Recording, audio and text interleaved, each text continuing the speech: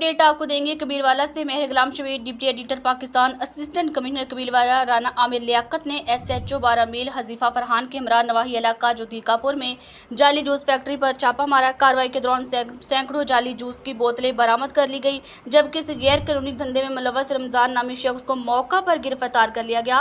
इस मौका पर असिस्टेंट कमिश्नर राना आमिर लियाकत ने वाज़ा किया कि अवाम की सेहत के साथ खेलने की हरगिज़ इजाज़त नहीं दी जाएगी। गैर मेयारी और मदर सेहत एशिया इख्तियार करने वाले अनासर के खिलाफ बिला इम्तियाज कार्रवाई जारी रहेगी। मुतल्लिका अदारों को हिदायत दी गई कि ज़बरशुदा एशिया के खिलाफ तमाम कानूनी मराहल फौरी तौर पर मुकम्मल किए जाएँ ताकि अवाम को महफूज खुराक की फराहमी यकीनी बनाई जा सके। पुलिस और फूड अथॉरिटी की टीमें इस नेटवर्क के दीगर पहलुओं की छानबीन में मसरूफ़ अमल हैं और मज़ीद कार्रवाइयाँ अमल में लाई जा रही हैं ताकि ऐसे अनासर की मुकम्मल खात्मा मुमकिन बनाया जा सके और कानून की बालादस्ती को हर सूरत बरकरार रखा जा सके।